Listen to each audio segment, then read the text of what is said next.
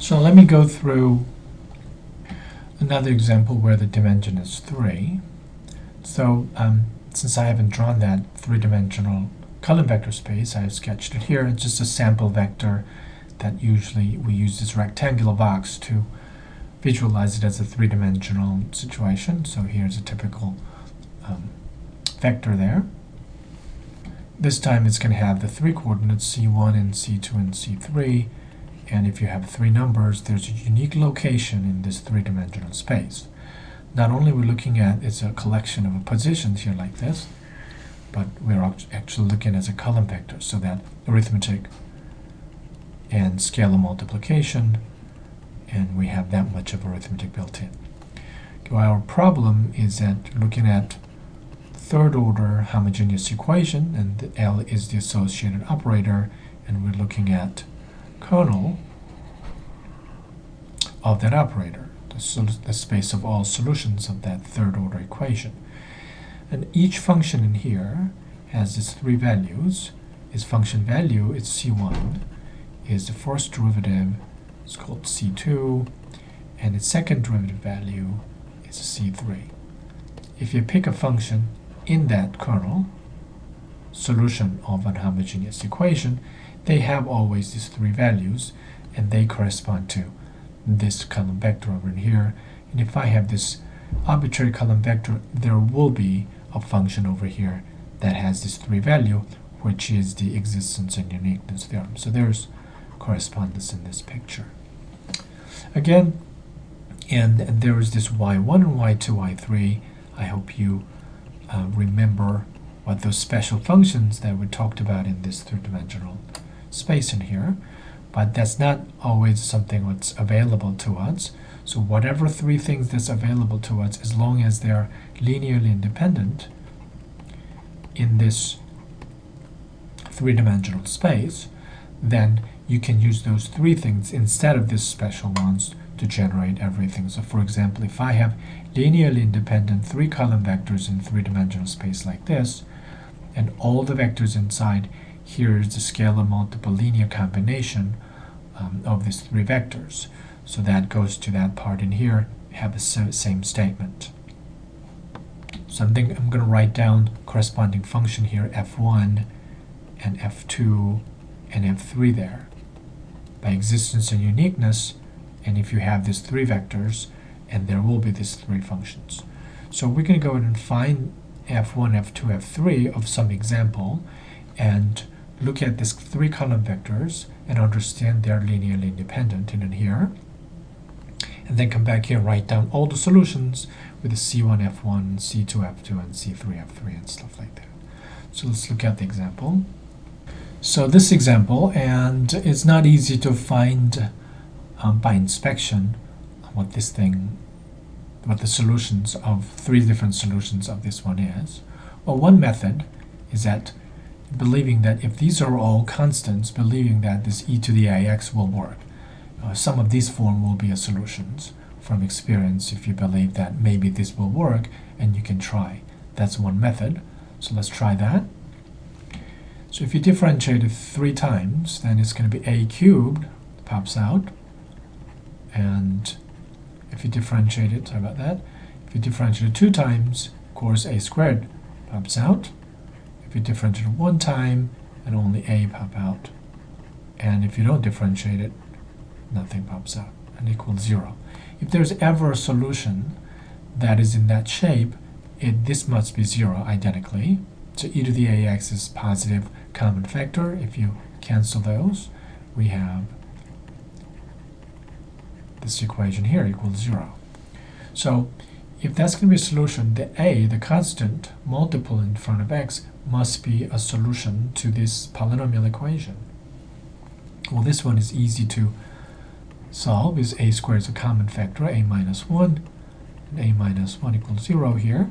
So a minus 1 is a common factor, a squared minus 1 is what's inside the remaining part, and this factors nicely, so we have a minus 1 squared and a plus 1 there.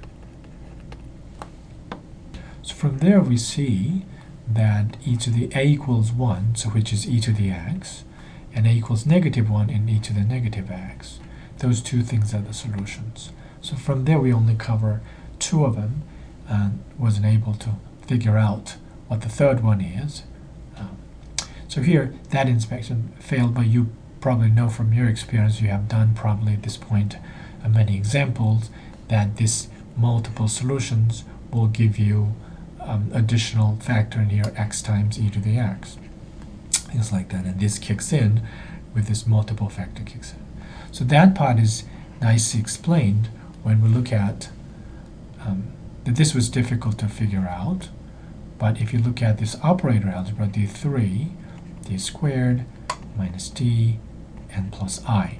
This is the third order operator associated with this differential equation, and this factor, because it's all constant, nicely to this product of operator algebra, and each of them we apply integrating factor. From that integrating factor technique done on each time and on here, and from there we will find these three solutions as well. So from here you will guarantee that you will be able to see this solution show up. It always works like this, so we never go through actually these things. So we just look at this characteristic equation, so-called, and write down the solution automatically like this. But this is how you discover it, and this is also a good way to derive and prove everything about it, so using this operator algebra. So that's the situation.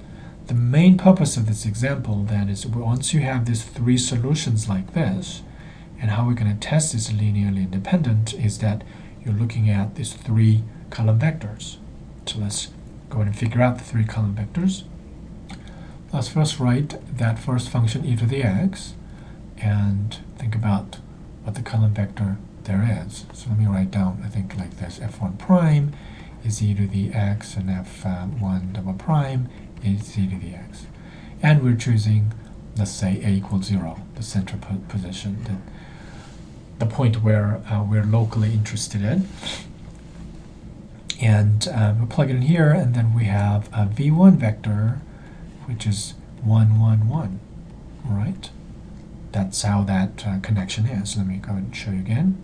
So here's the picture again. If you happen to have a function f in that as a solution of a homogeneous equation, or in this kernel, then association is to look at the function value and derivative value and the second derivative value, and then make it into a column vector like this. So that's the connection, the one-to-one correspondence. So we're back here. So draw a vertical line. Let's look at the second function, which is e to the negative x. The first derivative will be negative e to the negative x, and f3 and f2, sorry, the second derivative is a positive e to the negative x.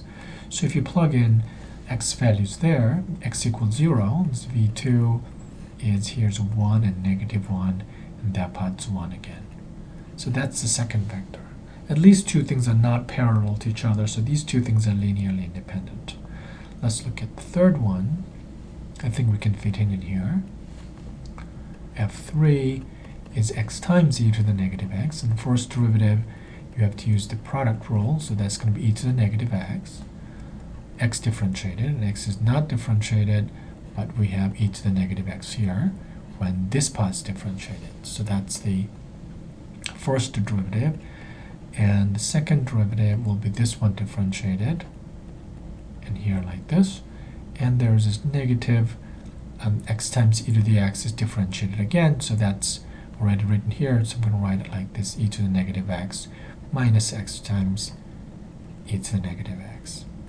Alright, we have already differentiated x times e to the negative x here, so that's this part except the negative. So the derivative of this part will look exactly like that itself. So in simpler form, we have negative 2 e to the negative x and plus x times e to the negative x. So that's the... So now, what is this column vector associated with? This one would be when x equals 0, you can see that's a 0. When x equals 0 here, that's a 0, but that picks up 1. When x equals 0 here, that's 0, so that picks up negative 2. So this is a third column vector. So let me write that down here.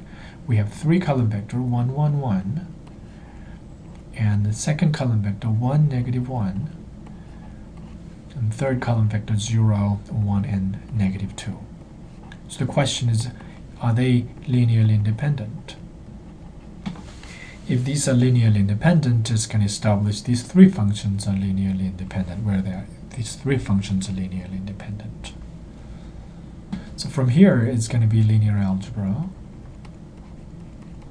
If you have 3 column vectors, how do you determine they're linearly independent or not? The best way is looking at the determinant, whose columns are made out of these 3 column vectors as given. There's a 1, 1, 1, 1, negative 1, and 0, 1, and negative 2. Okay? If this is 0, if and only if this is linearly dependent. If it is non-zero, if and only if, of course, is linearly independent. So we have to calculate that. I think whether you have taken linear algebra or not, you, one way or another, going through calculus course, you might have encountered the determinant of 3 by 3 matrix. It goes like this. You can choose the top row, 1 in here, and eliminate the columns in row that contains that this entry that we just isolated here. Look at this 2 by 2 and compute the determinant of 2 by 2, which is 2 minus 1. And second entry is written down here, but it alternates the sign. You have to put a negative and eliminate row and column. And look at the remaining 2 by 2. That's negative 2 minus 1. Third one here is a 0. That's switched to positive again. 0 times. You eliminate these 2 things, row and column. What's left here is a 1 minus 1, so that's going to be a positive 1. But that's 0 multiplied there, so this doesn't matter. So altogether, this is a positive 1, and this is positive 3, so that is 4. What matters here is it's non-zero, so that establishes this is linearly independent. Right, that's a neat way of looking at the problem. You use it through the isomorphism, and that's the modern way of doing mathematics. Then you look at the simpler statement. So let's think about why we cared about this linearly independency. Why do we want to know linear independency? So the answer was we don't want to always find y1 and y2, y3 that we use to theoretically establish the dimension being 3. We just wanted to use whatever is conveniently available for us, like e to the x and e to the negative x and x times e to the x. I think that was or. Sorry, I realized it and I copied it wrong. This is supposed to be positive in here, so I messed up a little bit. But the point is that you can change the problem to this one as a positive something. But sorry about that. But the point is that this thing is linear. If this is a positive or negative, this is still non-zero. We can work that out. So anyway, then we have these 3 functions, and they're linearly independent. So all the solution in that space is going to be written like this. Although I did it with e to the negative x, this will be also linearly independent if you go through the calculation again. So all the solutions is in this form, the 3 things that are available. So let me give you the correct answer. Finally, I changed everything to positive here. That only changes this lower column 2 to the positive 2. So when we come down here, that changes to positive 2, and that changes to positive 2. That changes to negative. That part changes to positive 2. It's a 2 times 1 there. So that's how this part changes, and this remains the same. And altogether, that's negative 3. And this part here is negative 1, I think. So it's negative 4. Okay? So it's non-zero. That's what mattered. So we have this statement.